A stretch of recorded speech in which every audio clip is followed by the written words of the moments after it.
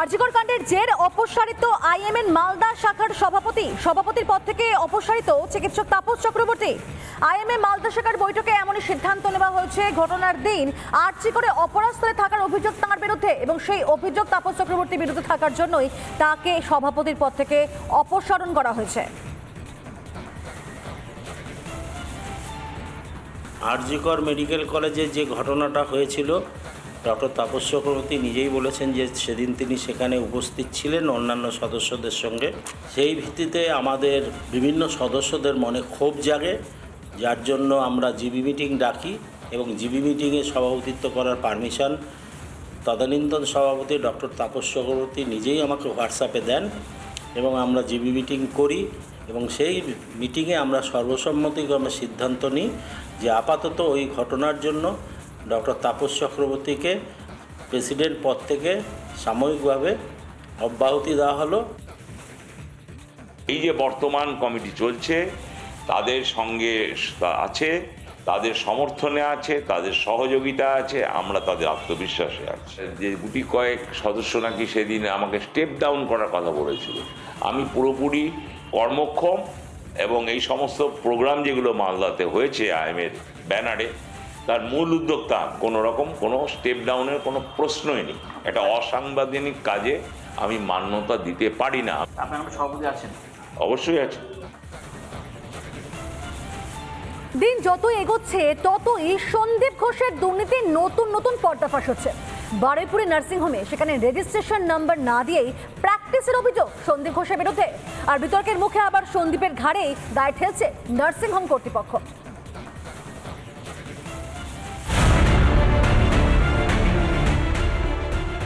আরজিকর তো বটেই, হাসপাতালের চৌহদ্দির বাইরেও নাকি কোনো নিয়ম কানুনেরই তোয়াক্কা করতেন না সন্দীপ ঘোষ। বারুইপুরের একটি বেসরকারি নার্সিংহোমে রেজিস্ট্রেশন নম্বর জমা না দিয়েই প্র্যাকটিসের অভিযোগ উঠল আরজিকরের প্রাক্তন অধ্যক্ষের বিরুদ্ধে। প্রকাশ্যে এসেছে সন্দীপের প্রেসক্রিপশনও, যেখানে তার রেজিস্ট্রেশন নম্বরের উল্লেখই নেই। বিনা রেজিস্ট্রেশন নম্বরে কিভাবে সন্দীপ ঘোষকে নিয়োগ করেছিল ওই নার্সিংহোম? প্রয়োজনীয় নথি জমা দিতে টালবাহানা করছিলেন সন্দীপই, অভিযোগ নার্সিংহোম কর্তৃপক্ষের। হ্যাঁ, ডক্টর সন্দীপ ঘোষ আমাদের যে রেলগেটের যে ব্রাঞ্চটা আছে ওখানে উনি আসতেন। সে বলা হয়েছিল যে আপনার সব ডকুমেন্ট সাবমিট করুন যাতে আপনি এখানে আবার প্র্যাকটিস করতে চান।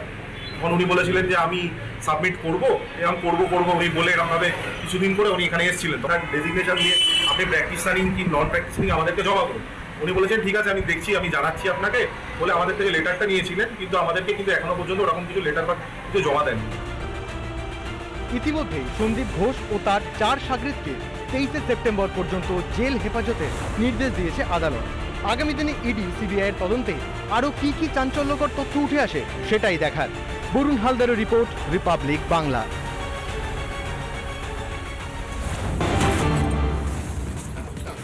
আরজিকর এই ঘটনা নিয়ে এবার সরব হলেন মোহন ভাগবত। অপরাধীদের কড়া শাস্তি হওয়া উচিত, আন্দোলনকারীদের দাবিকে পূর্ণ সমর্থন জানিয়েছেন তিনি। এমনই মন্তব্য শোনা গেল তার মুখে, অর্থাৎ সংঘ প্রধান মোহন ভাগবতের মুখে। আরজিকর এই ঘটনা নিয়ে এবার সরব হতে দেখা গেল মোহন ভাগবতকে। তিনি কলকাতায় আসেন এবং আরজিকর কাণ্ড নিয়ে মুখ খুলেন রাষ্ট্রীয় স্বয়ংসেবক সংঘের প্রধান মোহন ভাগবত। সাংগঠনিক কারণে তিনি আসেন কলকাতায় এবং সেখানে তাকে আরজিকর নিয়ে প্রশ্ন করা হলে তিনি বলেন যে আন্দোলনকারীর দাবিকে তিনি পূর্ণ সমর্থন করছেন। একই সঙ্গে অপরাধীদের কড়া শাস্তি হওয়া উচিত, মন্তব্য সংঘপ্রধান মোহন ভাগবতের।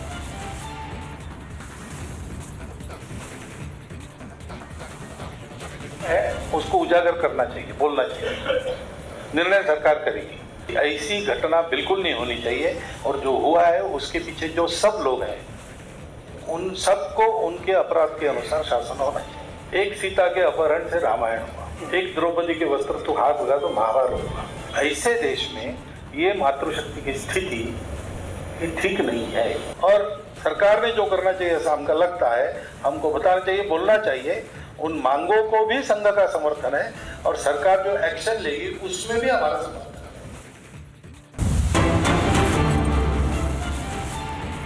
জেল হেফাজতে কড়া নিরাপত্তায় রয়েছেন সন্দীপ ঘোষ। প্রেসিডেন্সি জেলে কড়া নিরাপত্তায় রয়েছেন সন্দীপ, আর সন্দীপের লকআপে সবসময় নিরাপত্তা রয়েছে। আমরা এই বিষয় নিয়ে আরো বিস্তারিত আমরা জানবো অর্ণবের কাছ থেকে। অর্ণব, একবারে দেখো, প্রেসিডেন্সি জেলে সন্দীপ ঘোষের যে লকআপ, এই লকআপের সামনে কিন্তু সবসময় দুজন নিরাপত্তা রক্ষী তাদেরকে কিন্তু মোতায়েন রাখা হয়েছে, তাকে কোনো রকমভাবে কিন্তু বাইরে বেরোতে দেওয়া হবে না, এটাই কিন্তু জেল সূত্রে খবর পাওয়া যাচ্ছে। এবং যেটা গত দুদিন আমরা কোর্ট প্রোডাকশনের সময় দেখলাম যে রীতিমতো কিন্তু জনরোষণকে পড়লেন সন্দীপ ঘোষ, এই জায়গা থেকে দাঁড়িয়ে কিন্তু এই সিদ্ধান্ত নেওয়া হয়েছে এবং তাকে কিন্তু দুজন নিরাপত্তা রক্ষীর পর্যবেক্ষণে সবসময় রাখা হয়েছে।